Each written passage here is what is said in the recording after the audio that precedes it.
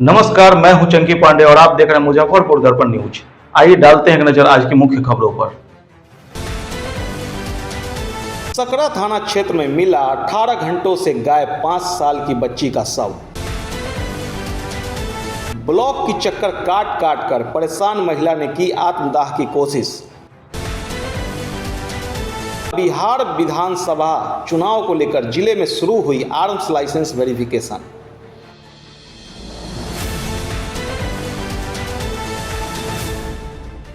मुजफ्फरपुर के सकरा थाना क्षेत्र में सुबह सुबह मिली मासूम बच्ची की लाश 18 घंटे से थी लापता। परिजनों ने जताई हत्या की आशंका। मुजफ्फरपुर में एक 5 वर्षीय मासूम बच्ची की लाश मिली। करीब 18 घंटे से लापता बच्ची की लाश उसके घर से महज 100 मीटर पीछे एक बांसवाड़ी में मिली है, जिसके बाद इलाके में हड़कंप मच गया है। घटना सकरा थाना क्षेत्र के गन्नीपुर बेझा गांव की है, जहां के रहने वाले मिंटू कुमार राय की 5 वर्षीय बेटी चांदनी का शव मिला है। घटना के बाद पुलिस, एफएसएल और डॉग स्क्वाड की टीम पहुंची है और जांच कर रही है। सर, एक लाश मिली है गन्नीपुर में 4 वर्षीय बच्ची। हाँ, बच्ची मिंटू राय जी की बच्ची है। करीब 4 साल या 5 साल करीब एज होगा।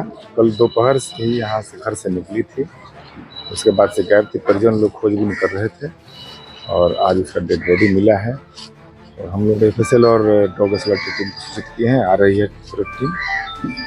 प्रथम दृष्टया क्या लगा है सर? प्रथम दृष्टया अभी कुछ हम लोग नहीं इस पर कह सकते हैं, कोई निशान उस तरह का नहीं दिख रहा है। तो थोड़ी देर में वो लोग आ जाएंगे, उसके बाद ही कुछ हत्या की आशंका जता रहे हैं। मुजफ्फरपुर में 83 जगहों पर पीएम के कार्यक्रम का हुआ टेलीकास्ट। जीविका दीदियों को सस्ते दर पर मिलेगा लोन। बिहार की महिलाओं को आर्थिक रूप से आत्मनिर्भर बनाने की दिशा में आज ऐतिहासिक दिन रहा।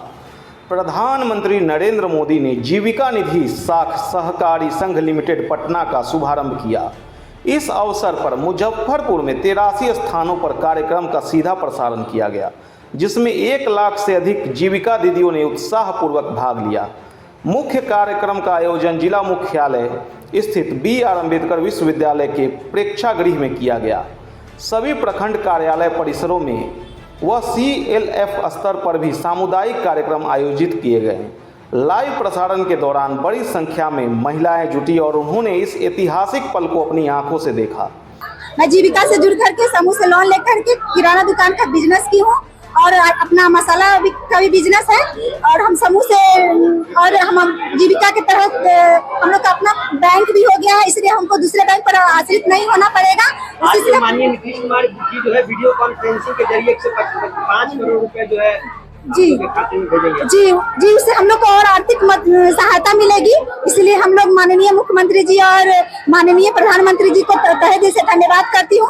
उन्होंने हम लोग को सशक्तिकरण पे बहुत जोर दिया और हम लोग आर्थिक रूप से भी मजबूत हो गए हैं और दूसरे अपने पति के सामने या घर वालों के सामने अब हम लोग को हाथ फैलाना नहीं पड़ेगा।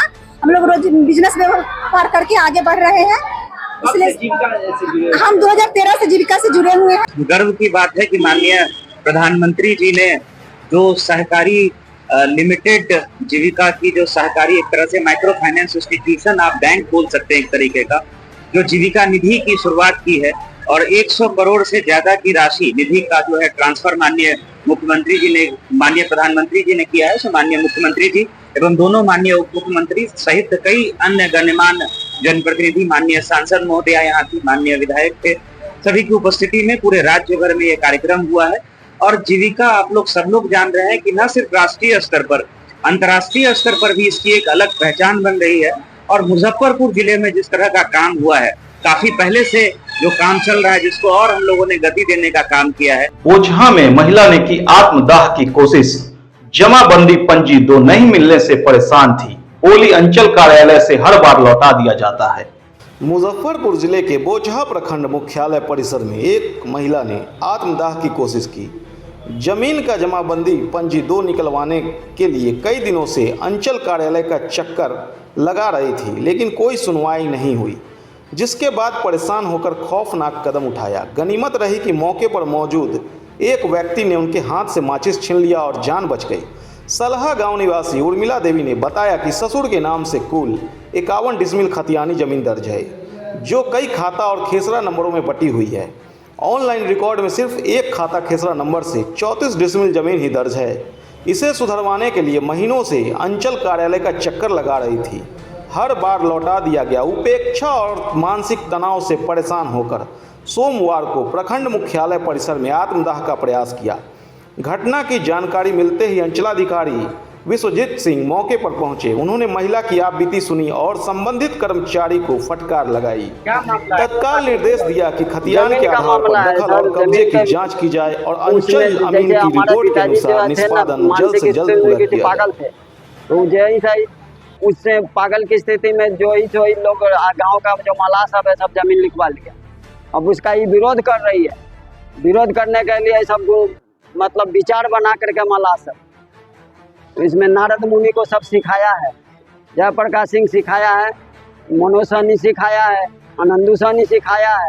ये सब सिखा करके नारद सहनी गई थी अपने खेत में घास लाने और जब वापस घास लेके आ रही थी ना तो सब घेर करके गया। तब इसको नारद सहनी अपने पूरा परिवार के साथ, उसका बेटा था दुगो, उसकी पत्नी थी, सब मिल करके मारा इसको। कौन सब मारा? नारद सहनी मारा है, पिता फिरंगी सहनी और उसका लड़का दुगो था, उसका नाम नहीं हम जानते हैं, उसकी पत्नी थी। ये सब 4-5 आदमी मिल करके सब लाठी से मारा है। किसको मारा? चैला से मारा है लाठी। उर्मिला देवी मेरी पत्नी है। कब हुआ है? आज सवेरे 7 बजे से। कहीं आवेदन दिए? अभी कहीं आवेदन नहीं दिया। हम थाना पर फोन किए हैं बड़ा बाबू को, तो कहे पहले इलाज कराओ। आपका क्या तो हम इलाज कराने, हमारा नाम दिनेश सिंह है। जिले में शुरू हुई हथियार लाइसेंस जांच। बाहर के हथियार रखने वाले पर रहेगी विशेष नजर। जांच नहीं करवाने वालों के रद्द होंगे लाइसेंस। बिहार विधानसभा चुनाव के पूर्व में जिले में आज से हथियारों के लाइसेंस की जांच के अभियान को शुरू कर दिया गया है। इसको लेकर जिला प्रशासन मुजफ्फरपुर के आदेश पर दिए गए गाइडलाइन के अनुसार कराया जा रहा है। जिले में राज्य पुलिस मुख्यालय के निर्देश पर आज से शुरू हुई है हथियार लाइसेंस की जांच। वही लाइसेंस को लेकर और जांच नहीं करवाने वालों के खिलाफ जिला पुलिस कार्रवाई करेगी। इसके साथ ही दूसरे राज्यों के लाइसेंसों के कई हथियार रखने पर पुलिस की विशेष नज़र है। इसे ध्यान में रखते हुए जिला पुलिस ने इस अभियान को आज 2 सितंबर से लेकर 6 सितंबर तक पूरे जिले के 40 थाने में इसको करवाया जा रहा है। विधानसभा को लेकर के हम लोग पहले भी कई चरणों में डीएम साहब की तरफ से आदेश निकला था, इसमें कि यहाँ पे जितने भी लाइसेंसी हथियार निर्गत हैं सभी का वेरिफिकेशन होना है, 100% वेरिफिकेशन होना है।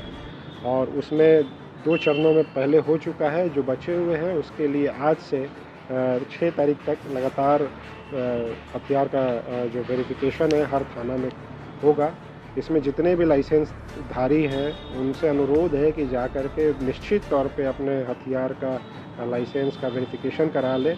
अदरवाइज़ जो है हम लोग की तरफ से उनके लाइसेंस का कैंसिल करने के लिए हम लोग को लिखने पे मजबूर होना पड़ेगा और आगे की कानूनी प्रक्रिया पे हमें जाना पड़ेगा। तो सभी लोगों से अनुरोध है और इसमें 100% वेरिफिकेशन होना है। जिसमें भी कमी पाई जाएगी उनके ऊपर आगे जिद्दी समेत कार्रवाई की जाएगी। बच्चों के मानसिक विकास और समस्याओं को लेकर inner wheel club of Muzaffarpur ने आयोजित की कार्यक्रम में बड़ी संख्या में अभिभावक और बच्चे हुए शामिल। Inner wheel club of Muzaffarpur की ओर से मानसिक स्वास्थ्य जागरूकता कार्यक्रम का आयोजन किया गया। इस कार्यक्रम में संस्था से जुड़ी पदाधिकारियों ने बताया कि आज की पीढ़ी में मानसिक स्वास्थ्य को लेकर जागरूकता बेहद जरूरी है। बच्चों को अक्सर मानसिक दबाव, तनाव और चिंता जैसी समस्याओं का सामना करना पड़ता है, लेकिन वह इसे व्यक्त नहीं कर पाते। संस्था का उद्देश्य बच्चों को मानसिक स्वास्थ्य के महत्व को समझाना और उन्हें यह बताना कि समय पर अपनी समस्या साझा करना और समाधान तलाशना कितना आवश्यक है। उन्होंने कहा कि समाज में कई लोग मानसिक स्वास्थ्य को लेकर खुलकर बात करने से हिचकते हैं, लेकिन संस्था इस विषय को गंभीरता से लेती है और बच्चों को सरल और बारीकी से इसके बारे में समझाती है। Anjana Chaudhary, inner wheel club की प्रेसिडेंट।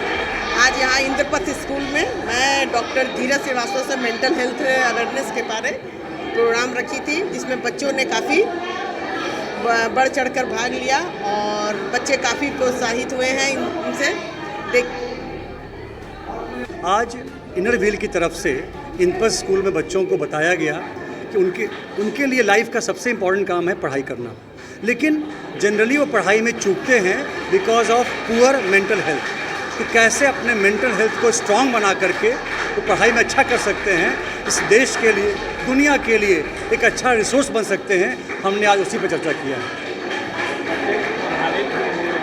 मुझे तो दिख रहा है कि बच्चे काफ़ी इन्फ्लुएंस्ड हैं, वो आकर के अपने सीखे हुए बातों को दोहरा रहे हैं। इसका मतलब हमारा ये जो इनर व्हील का प्रोग्राम था वो पूर्णतया सफल रहा। संदेश यही रहेगा कि मेंटल हेल्थ के बारे में हम लोग बात करने से डरते हैं, हिचकते हैं। ज़रूरत है कि हम बात करें, अपने मेंटल हेल्थ को अच्छा रखें और लाइफ में आगे बढ़ें। मेरा नाम धीरज श्रीवास्तव है, मैं एक ट्रेनर हूँ और मैं बच्चों को, बड़ों को मेंटल हेल्थ के ऊपर गाइड करता हूँ। Thank you. आज के लिए बस इतना ही। कल फिर मिलेंगे इसी समय इसी जगह और नए खबरों के साथ। तब तक के लिए नमस्कार।